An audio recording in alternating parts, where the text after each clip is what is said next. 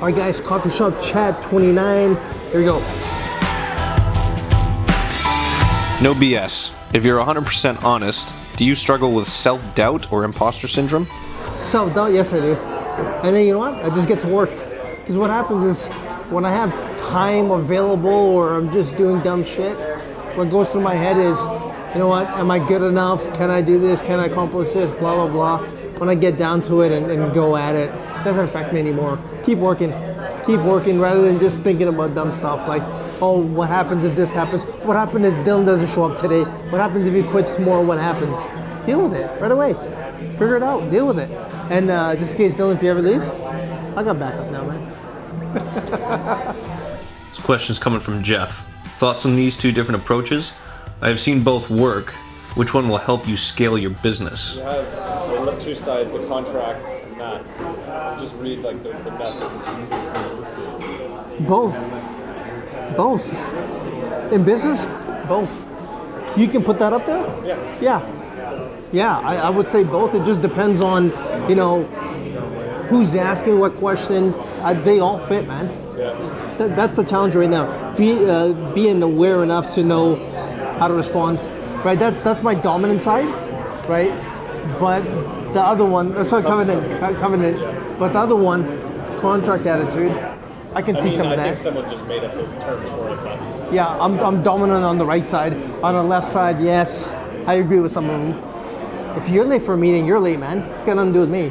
But it's my job to instill in you that, you know what, you need to, if you're 5 minutes, if you're on time, you're late. yeah. At the end of the day, it's my business, my responsibility. Yeah. That's all, man.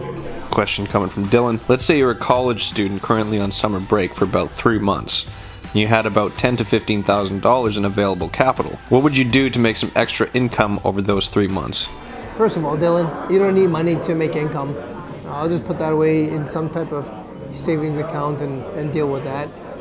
Find out what you're good at and sell your services. If you're a videographer, go record for somebody. Go, just find out what drives you and start something there. There's plenty of things around. If you're old enough to drive, there might be Uber. You know, but I tell you to take that $10,000, $15,000 and go invest in something and do something for the short term, especially when you're in school. No, just save that money, invest it. Just do something with it. Don't spend it on going and starting something and then 3 months later you're in school. So, you know, if I have 15K, what I would do, and if I wasn't living with mom and dad, I'll use that to live off of, and I would go and follow the mentor that I wanted to, and learn so much from them, or from them, over the next 3 months. Coming from Eric. Question about conflict of interests in working with competing businesses. I recently started working with a client in the insurance industry and already had an insurance agency on my client roster. First time dealing with this directly with my agency of 4 years. The first client brought it up today as an unavoidable problem. The two are direct competitors. How do you handle this with your freelance consulting or agency? Do you offer industry exclusivity up front? Do you increase rate? Thanks in advance. That's a very touchy one for me. Let's just say my brand was Toyota and General Motors approaches me. I would not ruin the relationship with Toyota.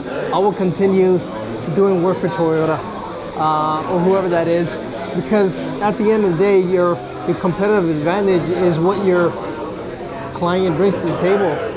And would I affect the relationship with another competitor? I wouldn't. You know what? There's plenty of businesses out there. You don't need to go after the same industry unless you want to. Probably best just find somebody else, another beast in a different industry, and go with deal with that company as well. Me personally, I probably wouldn't do that. I wouldn't do that, especially if it's a big client of mine. All right, guys, that's a wrap up for Coffee Shop 29. Remember, we're on podcast, so you can hear us on podcast. Until next time, live it up.